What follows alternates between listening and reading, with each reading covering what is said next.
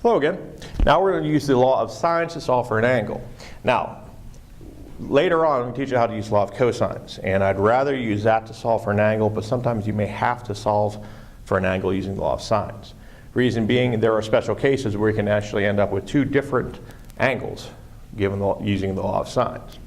So let me show you a case where there's only going to be one angle.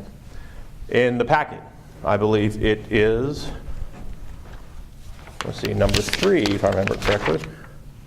I'm sorry, number 2. Number 2 on the packet, where I give you angle C is 32 degrees, side C is 22 inches, and side B is 18 inches. And you have to solve for the remaining angles, that being angles A and B, and the remaining side, that being side A. Now, here, right off the bat, we have the C's as our matched pair. So we know we're going to be using the C's as far as our ratios.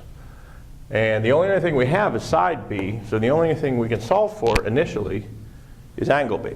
This is a case where you have to start using the law of sines.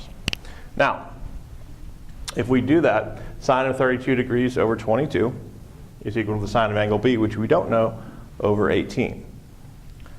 Now, we have to cross multiply, so we take 22 times the sine of angle B, which is what we have here, is equal to 18 times the sine of 32, which is what we have here. To get B by itself, first, it's being multiplied by 22, so actually we have to divide by 22. What you do to one side, you must do to the other. So those 22's cancel out, and you have the sine of angle B is equal to 18 times the sine of 32 over 22. When you get this in your, or type this I should say, into your calculator, you should get a decimal. That decimal should always be between -1 and +1. If it's not, then something's wrong. Or you typed it in wrong, or you solved incorrectly. In this case, we get 0.43357 and change. Now, in order to get the actual angle, because remember, that's the sine of angle B. To get the angle, we have to do the inverse sine. On your calculator, you hit the second button and then sine, and then you can either just put in that stored answer or put in as many decimal places as you like. If you type in decimals, at least go 3 or 4. So you hit second sine and then 0.43357, and then just hit enter. You should get something very close to 25.69 degrees. So angle B, we get 25.69 degrees. Now, when using law of sines, make sure your answers make sense. In other words, the calculator will always give you a positive acute angle.